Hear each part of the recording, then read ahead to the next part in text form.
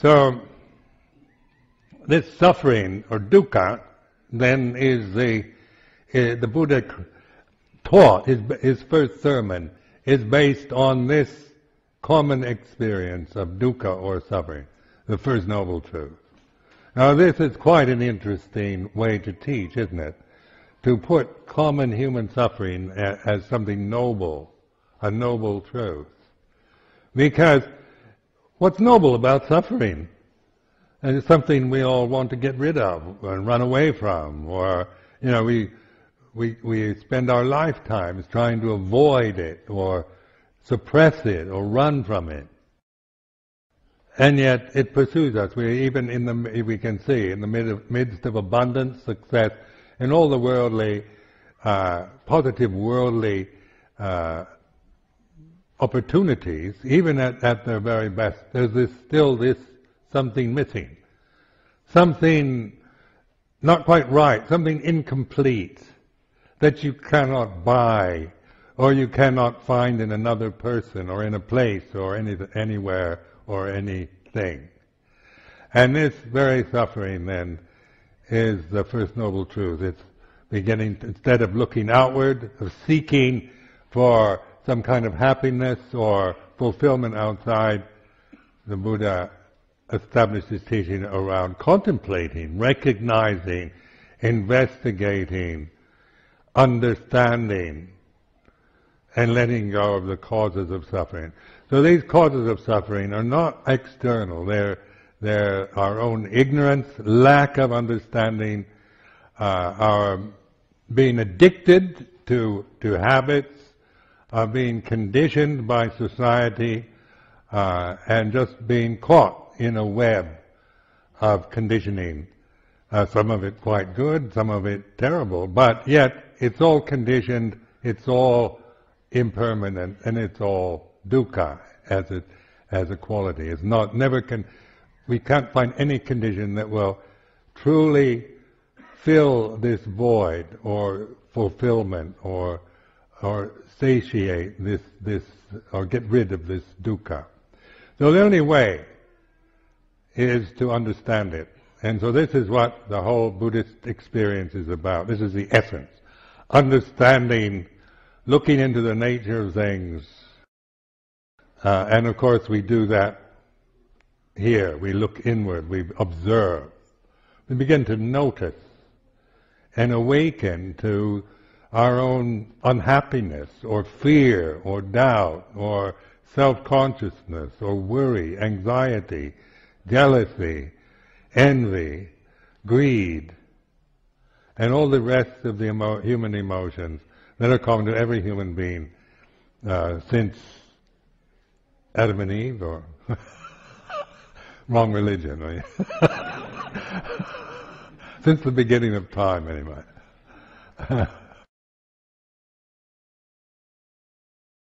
So then, my own experience in training in Thailand and with Luang Por Chah, and living in the conventional form of the Dhutanga monk, so that Luang Por Chah was always emphasizing this Vinaya, the monastic discipline. And this is a kind of agreement that you make when you ordain and you stay with Luang Por Chah. So you have to live within the restraint of this discipline. Well, being a free-loving, hedonistic American, this is not exactly what I was looking for. Was discipline. I was looking for liberation, and kind of, be enlightened, and without having to give up or suffer too much. I remember at the time it was all about LSD and drugs in Berkeley, California, and the kind of hopes of instant enlightenment. Spend $5, get some LSD and instant enlightenment. And I thought, that sounds pretty good, actually. But I knew that wouldn't work. That was not I could see through that one. So then finding myself in monastic form in Thailand, training. So this is when I first ordained. It was only for 2 years. I thought I'll only need 2 years, and then I can go back to the States. 2 years passed very quickly, and I began to understand the value of what I was doing.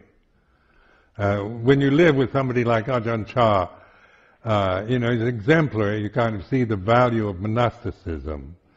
It's not just a custom or tradition, religious tradition, that you've got to keep kind of propping up in a modern time. And that's how I saw it before. I just saw Buddhist monasticism as probably an ancient custom that no longer was appropriate to modern age. But it was through living with Luang Por Chah that I began to appreciate what they call the Dhamma Vinaya, or the teaching, the ultimate teaching, and the conventional form of monastic discipline. So in this way, you begin to really observe the causes of suffering. And of course, living at first in a Buddhist monastery in northeast Thailand, when you can't understand anything anyone's saying, and the weather's hot, and there's very basic lifestyle. In those days, Wat Bapong, or Luang Por Chah's monastery, was very poor. It didn't have any wealth at all, and very basic. There was no physical comfort there. It was all, kind of very primitive. In fact, we had to draw water from the well every day, and sleep on grass mats, and walk barefoot on every morning, collecting alms food. But still, during that time, I began to see I didn't really mind that. That was all right. But the suffering I created was, just creating frustration, fear, anxiety, self-consciousness. Because in the monastic life, of course, when you go and live in a country, in a different country, as many of you have experienced, and you have to learn another language, and you have to learn their way of doing things, their way of living, and attitudes and values, and it's all just trial and error, and you feel frustrated, and I even get paranoid. I start thinking they're plotting against me. I could go into kind of a paranoia. But something in me never really believed there's these kind of mad states that would arise. And Ajahn Chah's way of teaching wouldn't necessarily depend on language, on a common language, because he was always pointing at the present. There's always an encouragement to look and what is the suffering, what is the cause of suffering. So there's this continuous kind of pointing. And when of course, we would blame the weather, mosquitoes, everything, this is how I'm conditioned as a person. My suffering is caused through too hot, food not good, mosquitoes, can't understand the language, it's your fault. It's the weather, it's Thailand's fault, it's whatever, it's out there. But of course, this was not Dhamma, and this was the personal conditioning. And during that time, 10 years I spent with Luang Por Chah, I became very clear, what that is, how I create suffering. I did learn to speak the language, and I adjusted to the conventions and the way they did things and the cultural attitudes. I was quite eager to learn. I didn't find any of it something that offended me or that I didn't want to do. It's just different. And of course it would bring up my own American conceit, because Americans have the conceit that somehow they can do everything better than anyone else. And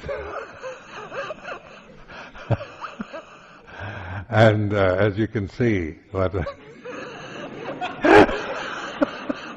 in the world today, And this is the problem. Being American, you're conditioned like this. Well, in the context of Thai Forest Monastery, I began to see through these attitudes, because of just living there and the emphasis on awareness, mindfulness.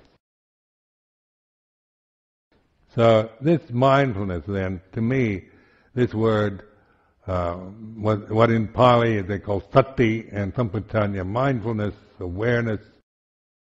I call it intuitive awareness. It's ability that we all have to be fully present, to let go of the conditioned habits that we've acquired, the ignorance that we operate from.